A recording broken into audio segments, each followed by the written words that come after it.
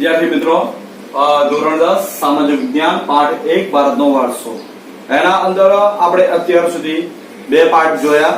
એમાં ભાગ 1 ના અંદર આપણે સંસ્કૃતિ અને વારસાની વ્યાખ્યાઓ જોઈ અને એની સમજૂતી લીધી. સેકન્ડ ના અંદર આપણે શું જોયું? પ્રાકૃતિક વારસો. એના અંદર બે પોઈન્ટ જોયા હતા. એક ભૂમિ દ્રશ્યો અને ત્યારબાદ નદીઓ. આજે આપણે પ્રાકૃતિક વારસો પૂર્ણ કરવાનું છે. એના અંદર આપણે બે ભાગ જોવાના છે, વનસ્પતિ જીવન અને વન્ય જીવન. ઓકે, તો હવે આપણે જોઈએ કે વનસ્પતિ જીવન અને વન્ય જીવન વિશે. ઓકે, ટાઈમ વેસ્ટ કરતો નથી એ માટે તો જોઈએ વનસ્પતિ જીવન ના અંદર શું આવે છે. તો વનસ્પતિ, આપણું જીવન વનસ્પતિ સાથે સંકળાયેલું છે. કેમ કે આપણે એવું જોઈએ કે વનસ્પતિ ના હોય તો આપણે જીવન જીવી શકવાના નથી. કે વનસ્પતિ અને માણસ કે પછી પ્રાણી કે પંખી કે પશુ કોઈ બી લઈ લો, એનું ગાઢ સંબંધ છે. કે વનસ્પતિ નહીં તો જીવ સૃષ્ટિ અસ્તિત્વમાં આવી શકે તેવું નથી. તો જોઈએ કે વનસ્પતિ સાથે આપણું પ્રાચીન સમયથી ખૂબ જ મહત્વનું સંબંધ રહેલું છે. તો આપણે શું કહી શકીએ કે પહેલો પોઈન્ટ છે કે ભારત અતિ પ્રાચીન સમયથી પર્યાવરણ પ્રેમી રહ્યો છે. કે ભારત જે છે એ ભારતીય જે સંસ્કૃતિ છે, ભારતીય લોકો છે એ પ્રાચીન સમયથી, ભૂતકાળના સમયથી, ખૂબ જ લાંબા સમયથી આપણે પર્યાવરણ પ્રેમી રહ્યું છે. આવું ક્યાં સાથી કહી શકાય?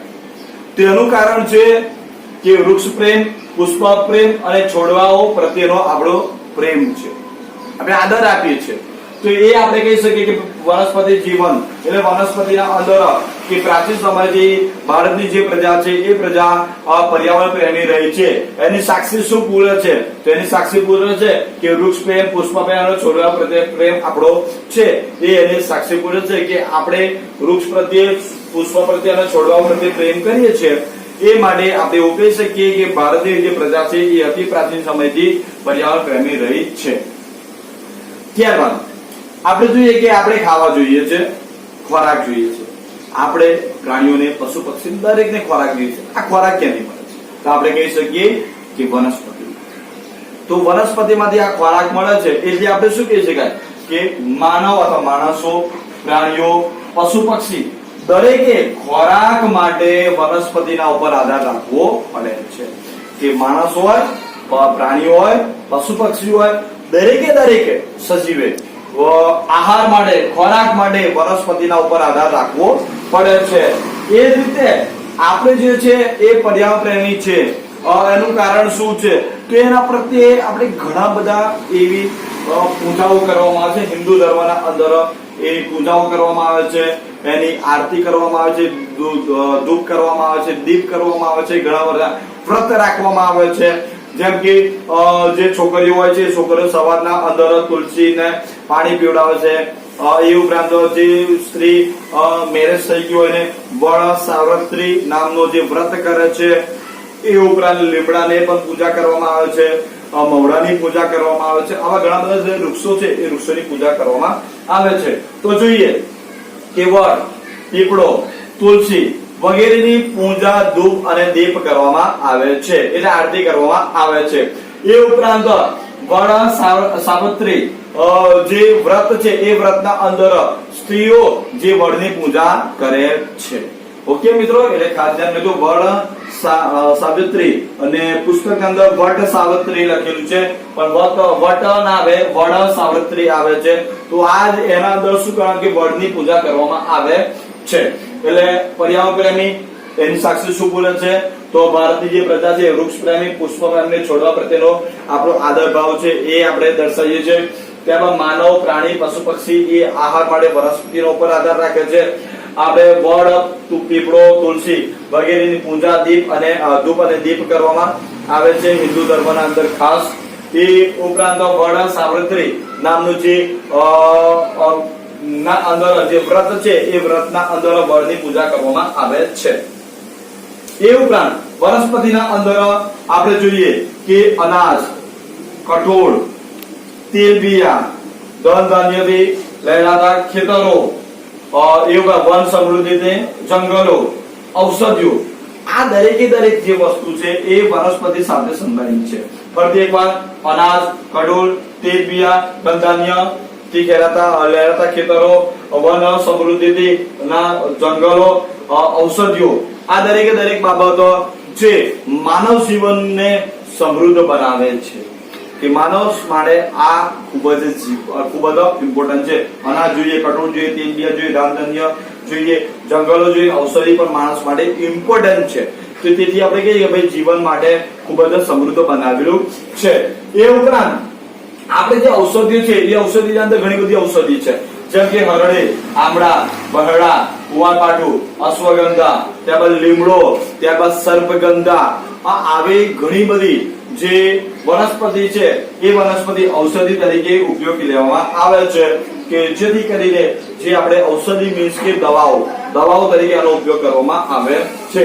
એ ઉપરાંત કે કેટલા બધા જે પુષ્પો છે એ પુષ્પોનો પણ ઉપયોગ કરવામાં આવે છે, કેટલા બધા ફૂલો છે ફૂલોનો ઉપયોગ કરવામાં આવે. તમને જેટલા પણ ફૂલોના નામ આવડે એ તમે લખી શકો છો. અહીંયા આગળ જોઈએ કે મોગરો, ગુલાબ, ત્યારબાદ કમળ, ડમરો, સૂર્યમુખી, ચંપા, ચમેલી, નિશાગંધા, જુઈ, ઘણા બધા જેવા જે હજારી લખી શકો, બારમાસી લખી શકો છો. બરાબર, તમને જેટલા પણ ફૂલોના નામ આવડે એ ફૂલો તમે લખી શકો છો. આ ફૂલોએ આપણને સુંદર સુવાસ અને સૌંદર્ય આપણે અર્પ્યું છે. આપણા જીવનને ખૂબ જ આપણા જીવનના અંદર એક સુંદરતા, સુવાસિત અને આપણે સૌંદર્ય અર્પવાનું કાર્ય પણ આ પુષ્પો કરે છે. કેમ કે વ્યક્તિનું જીવન અને મૃત્યુ પણ પુષ્પો દ્વારા થાય છે. હિન્દુ ધર્મના અંદર જ્યારે બાળક જન્મે છે ત્યારે ખુશી હોય છે તો ફૂલો પણ લાવે છે. વ્યક્તિ જ્યારે મરી જાય છે ત્યારે પણ એનો ફૂલોનો ઉપયોગ કરતા હોઈએ છે. કોઈ શુભ પ્રસંગ હોય તો બી ફૂલો, કોઈ દુઃખ પ્રસંગ હોય તો બી આપણે ફૂલોનો ઉપયોગ કરતા હોય. એમાં ખાસ કરીને ગુલાબનો ઉપયોગ કરતા હોઈએ છે, જે જીવન સાથે સંકળાયેલું છે. એ ઉપરાંત સામાજિક અને ધાર્મિક બાબતોના અંદર આ જે વનસ્પતિ જે જીવન છે એટલે વનસ્પતિઓ એ ખૂબ જ અસરકારક પ્રભાવ પાડેલો છે. એટલે સામાજિક કોઈ પણ બાબત હોય, ધાર્મિક કોઈ પણ બાબતો હોય છે તે એના અંદર અસરકારકતા જે આ વનસ્પતિની જોવા મળે છે. તો અહીં મિત્રો જોઈએ કે ખૂબ જ સરળ રીતે આપણે ખાસ પોઈન્ટ યાદ રાખવાના છે. પહેલું છે પર્યાવરણ પ્રેમી. તો ભારતની પ્રજા પ્રાચીન સમયથી પર્યાવરણ પ્રેમી રહી છે. એની સાક્ષી એ વૃક્ષ પ્રેમ, પુષ્પ પ્રેમ અને છોડવા પ્રત્યેનો જે પ્રેમ છે એ દર્શાવે છે. આપણે માણસ, ત્યારબાદ પ્રાણી, પશુ પક્ષી એ આહાર માટે વનસ્પતિના ઉપર આધાર રાખે છે. વડ, પીપળો, તુલસી વગેરે જેવા જે વૃક્ષો છે એ વૃક્ષોની પૂજા, ધૂપ અને દીપ કરવામાં આવે છે. હિન્દુ ધર્મના અંદર ખાસ વડ સાવિત્રી નામનો જે વ્રત છે એ વ્રત ના અંદર વડની પૂજા કરવામાં આવે છે. અનાજ, કઠોળ, તેલબિયા, ધનધાન્યથી લહેરાતા ખેતરો, જંગલો, ઔષધિઓ વગેરે એ આપણા જીવનને ખૂબ જ સમૃદ્ધ બનાવ્યું છે. એ ઉપરાંત ઔષધિ તરીકે આપણે ઘણી બધી વનસ્પતિનો ઉપયોગ કરીએ છીએ. ઔષધિ દવા તરીકે જેવી કે હરડે, આમળા, બહેડા, કુવારપાઠું, અશ્વગંધા, ત્યારબાદ લીમડો, બરાબર, આ દરેકે દરેક વસ્તુનો આપણે ઔષધિ તરીકે ઉપયોગ કરતા હોઈએ છીએ, દવા તરીકે ઉપયોગ કરતા હોઈએ છીએ.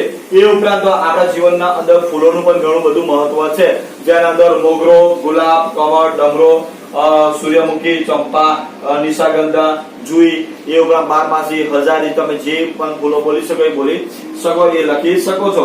એ જીવને આ જે ફૂલો છે એ ફૂલોએ આપણા જીવનને ખૂબ જ સુંદર બનાવે, સુવાસિત બનાવે, સૌંદર્ય અર્પ્યું છે.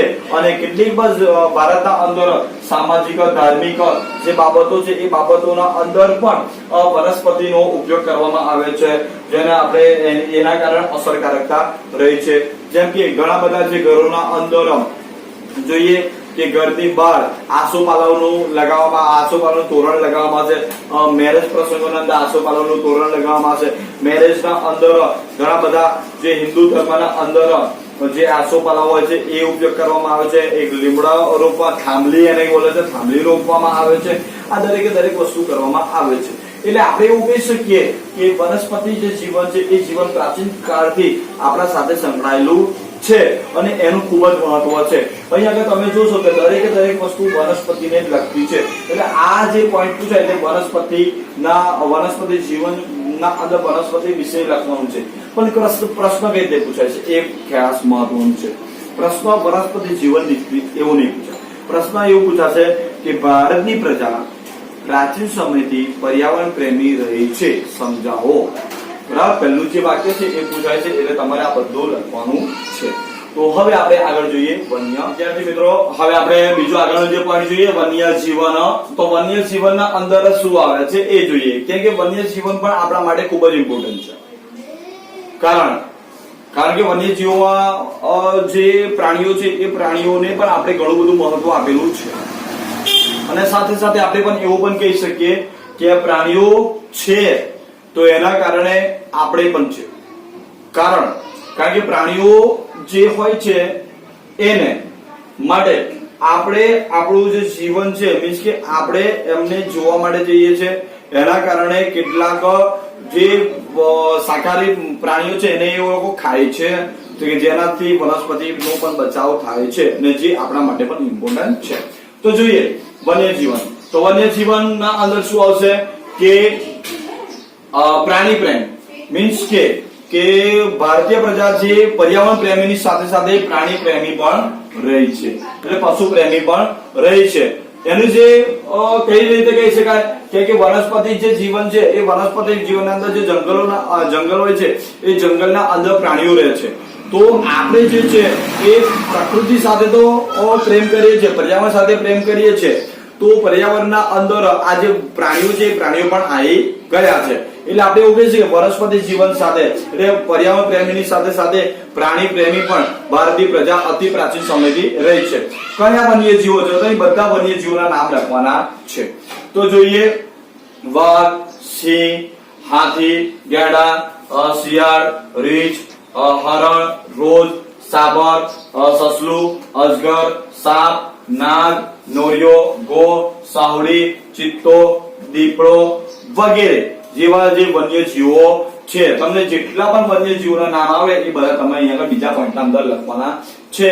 ફરીથી એકવાર કે વાઘ, સિંહ, હાથી, ગેંડો, શિયાળ, રીંછ, હરણ, રોજ, સાબર, ત્યારબાદ સસલા, અજગર, સાપ, નાગ, નોળિયો, ગો, સાવડી, ચિત્તો, દીપડો વગેરે જેવા જે પ્રાણીઓ છે એ પ્રાણીઓ વન્યજીવો એટલે વનના અંદર જોવા મળે છે.